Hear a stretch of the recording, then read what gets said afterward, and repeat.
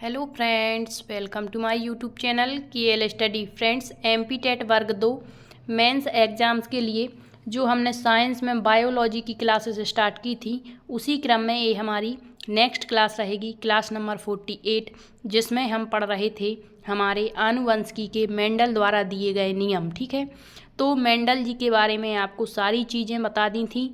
इससे पिछले लेक्चर आप देख सकते हैं, उसमें हमने सबसे पहले तो आनुवंशिकी क्या होती है इसके बारे में बताया। फिर जो मेंडल ने नियम दिया था, तो ऐसा तो नहीं था कि डायरेक्ट आकर मेंडल ने नियम दे दिया। तो मेंडल से पहले भी कुछ विद्वान आए जिन्होंने अपनी अपनी अवधारणाएं रखी, फिर उन्हीं में मेंडल ने सुधार करके और अपना नियम दिया था। ठीक है, तो जब इन्होंने अपना नियम दिया उस समय ये मतलब मान्यता प्राप्त नहीं कर सका था। तो फिर कुछ इनके मतलब मृत्यु के पश्चात कुछ विद्वान आते हैं और फिर वो पुनः से इनके सिद्धांत पर कार्य करते हैं और इनके सिद्धांत को बिल्कुल वैज्ञानिक और सही बताते हैं। तब जा कर के इनका जो सिद्धांत है उसको मान्य किया गया था। ठीक है, तो इन्होंने आनुवंशिकी के बारे में बहुत सारे प्रयोग किए, मटर के पौधों पर प्रयोग किए, अपने इन्होंने जो नियम हैं वो बताए, और मटर के पौधे को ही क्यों चुना, ये चीज़ें हम इससे पिछले लेक्चर में कवर करवा चुके हैं।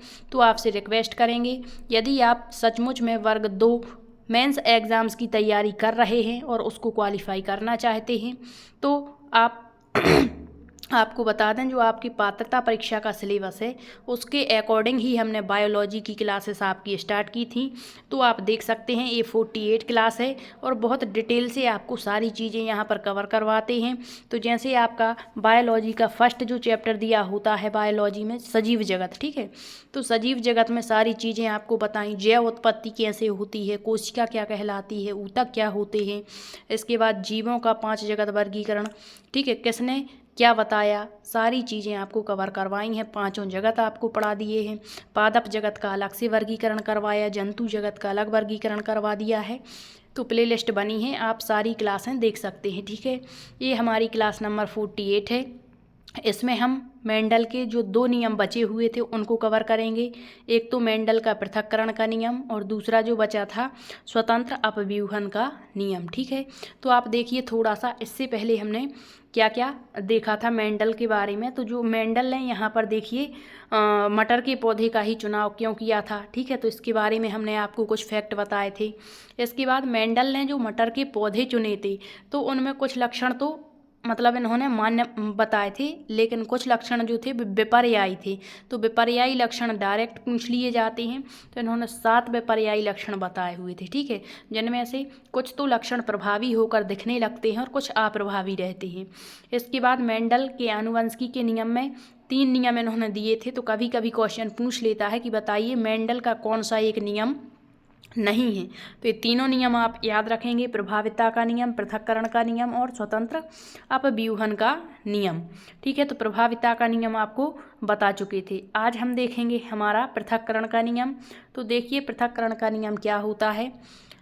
तो इस नियम के अनुसार जब 2 विपरीत लक्षणों वाले शुद्ध नस्ल के एक ही जाति के 2 पौधों या जनकों के बीच संकरण कराया जाता है, थोड़ी सी लैंग्वेज पर आप गौर करेंगे। यहाँ क्या कहा है, 2 विपरीत लक्षणों वाले और शुद्ध नस्ल के एक ही जाति के 2 पौधों या जनकों के बीच जब क्रॉस या संकरण होता है, मान के चलिए कुछ पौधे लंबे हैं। ठीक है, तो लंबे के विपरीत पौधा क्या होगा, आपका बौना हो जाएगा। ठीक है, तो क्या कहेंगे विपरीत लक्षण में, बौने पौधे। ठीक है, तो इसको हम मतलब क्रॉस कराएंगे, तो इसको हम डिनोट करेंगे TT से। ठीक है, मतलब कैपिटल T से, और इसको स्मॉल t से। जब इनके बीच में हम क्रॉस कराते हैं तो फिर क्या होता है, देखिए, तो पहले F1 पीढ़ी में संकर पौधे प्राप्त होते हैं।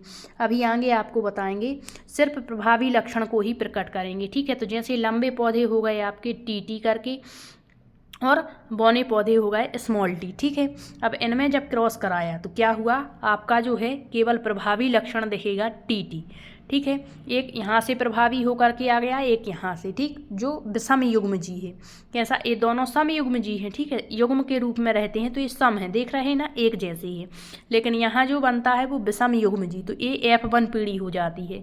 किंतु जब दूसरी पीढ़ी F2 के पौधों में परस्पर विपरीत लक्षणों का एक निश्चित अनुपात 1:2:3 के अनुपात में पृथक्करण हो जाता है, क्योंकि प्रथम पीढ़ी के साथ साथ रहने पर भी गुणों का आपस में मिश्रण नहीं होता और युग्मक निर्माण के समय गुण पृथक हो जाते हैं और युग्मकों की शुद्धता बनी रहती है। इसीलिए युग्मकों की इसी शुद्धता को क्या कहते हैं हम, इनके पृथक्करण का नियम कहते हैं। यह नियम एक संकर संकरण के परिणामों पर आधारित है। अब देखिए, इस शुद्धता के नियम को हम इस प्रकार समझेंगे, जब दो पौधों को क्रॉस कराया जाता है तो देखिए यहाँ पर अब हम करवाएंगे क्रॉस टी करके। ये आपके कैसे पौधे थे, लंबे। फिर यहाँ पर आपके ये हो गए आपके कुछ बौने पौधे, जिन्हें हम करेंगे स्मॉल टी से डिनोट। तो इस तरीके से लिखेंगे इसको स्मॉल टी से, ठीक है। इनके मध्य क्या हुआ, क्रॉस हुआ। तो ये तो समयुग्मजी हैं, आप देख रहे हैं, ठीक है, समयुग्मजी हैं, दोनों हैं, ठीक है। फिर जब इनमें क्रॉस होता है तो क्या होता है, यहाँ से जो प्रभावी लक्षण है टी और यहाँ से जो प्रभावी लक्षण है टी, वो यहाँ पर आ जाता है और ये विषम युग्मजी बनाता है और यही F1 पीढ़ी है, ठीक है। फिर आगे चल के देखेंगे, जब यहाँ पर आपका टी और टी ये विषम युग्मजी हो गया, फिर इनके बीच जब क्रॉस होता है तो क्या होता है, यहाँ टी युग्मक हो गया और यहाँ भी टी करके युग्मक हो गया, ठीक है। तो एक तो मादा युग्मक होगा आपका, क्या होगा, मादा युग्मक, और एक होगा आपका नर युग्मक। फिर आगे चल करके जो नर और मादा युग्मक है, तो इनमें से जो नर युग्मक रहेगा टी इस तरफ वाला, ठीक है, ये क्या करेगा, यहाँ पर आप देखेंगे थोड़ा सा इस तरीके से आपका जो है मतलब प्रदर्शित करता है लक्षणों को। तो ये बनता है, ठीक है, यहाँ पर टी है, यहाँ स्मॉल टी है, ठीक है। अब ये प्रभावित होंगे, ये स्मॉल टी है, थोड़ा सा यहाँ पर अच्छे से आपको समझ नहीं आ रहा होगा, फिर भी आप कोशिश करना एक बार। यहाँ भी टी है, तो यहाँ पर प्रभावी होंगे तो लंबे पौधे आ गए। यहाँ पर एक आपका जो है लंबा पौधा प्रभावी हुआ, यहाँ एक छोटा बौना पौधा, तो यहाँ पर विषम युग्मजी, ठीक है। यहाँ पर फिर से आपका जो है लंबे पौधे बनेंगे और यहाँ पर क्या हो जाएगा आपका टी। तो आप देख रहे हैं ये जो हैं आपके लंबे पौधे हैं और एक आपका जो है बौना पौधा उत्पन्न होता है, यही आपकी F2 पीढ़ी होती है, ठीक है। तो यहाँ आपको प्रयोग करके नहीं देखना, बस आपको ये याद रखना है कि इन्होंने जो अपना नियम दिया उसमें क्या बताया था। अब तीसरा इनका जो नियम है वो है स्वतंत्र अपव्यूहन का नियम, लॉ ऑफ डोमिनेंस। तो जब दो या दो से अधिक विपरीत लक्षणों वाले पौधों के बीच क्रॉस होगा तो इन लक्षणों की वंशागति स्वतंत्र रूप से होती है। यहाँ डायरेक्ट इन्होंने ये नहीं बताया कि यही लक्षण प्रभावी होगा या ये अप्रभावी, यहाँ स्वतंत्रता बताई गई है, ठीक है। तो इस प्रकार से इन्होंने जो इनके 3 नियम दिए उनको आपको याद रखना है। तो यहाँ पर जो आनुवंशिकी के संबंध में आपकी चीज़ें थी, आनुवंशिकी और विभिन्नता, वो कंप्लीट होती हैं। अब यहाँ से आप कमेंट्स के माध्यम से बताएंगे कि आप जो है मानव शरीर के विभिन्न जो तंत्र हैं, जैसे पाचन तंत्र है, श्वसन तंत्र है, या आपके अन्य जो तंत्र होते हैं वो पढ़ना चाहेंगे या फिर केमिस्ट्री यहाँ से स्टार्ट करेंगे, क्योंकि बायोलॉजी में जो मानव शरीर तंत्र हैं वो एक बहुत बड़ा चैप्टर होता है और वहाँ से बहुत सारे क्वेश्चंस भी बनते हैं, ठीक है। तो यही बायोलॉजी में हमारा इम्पोर्टेंट टॉपिक बचा हुआ है। बाकी आपको बहुत सारी चीज़ें हम करवा चुके हैं, जैसे आपका डार्विनवाद क्या होता है, जैव विकास क्या होता है, ठीक है। इसके बाद आपके 5 जगत आपको करा दिए, मोनेरा, प्रोटिस्टा, ये सारी चीज़ें, ठीक।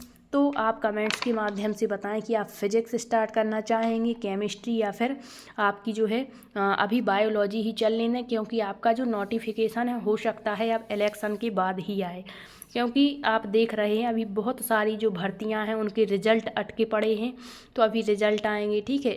इसके बाद आप देखेंगे मतलब आपकी जो आचार संहिता है वो भी लगने वाली है, तो यहाँ पर थोड़ा सा डिले हो सकता है। तो अभी आपके पास में टाइम है, तो आप बहुत अच्छी तैयारी कर सकते हैं, क्योंकि आपको ये नहीं समझना कि अब जो है वैकेंसी नहीं आएगी, वैकेंसी तो ज़रूर आएगी, ठीक है, इलेक्शन के बाद ही सही, लेकिन आपकी तैयारी होनी चाहिए। जैसे भर्ती ही आ जाती है और तैयारी नहीं है तो उससे फिर कोई हमें मतलब बेनिफिट नहीं होता है, ठीक है।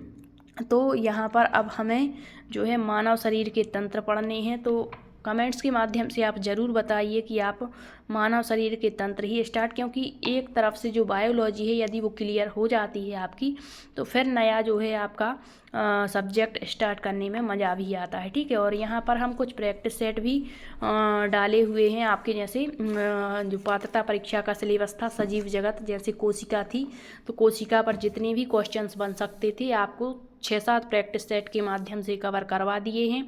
उनकी अलग से प्लेलिस्ट बना दी है, वो भी आप देख सकते हैं। अब हम जो प्रैक्टिस सेट थे, जो ऊतक आपका टॉपिक था, ऊतक मतलब पादप ऊतक और जंतु ऊतक, इन पर जो भी क्वेश्चन बनेंगे तो अगले प्रैक्टिस सेट में उनको कवर करवाएंगे।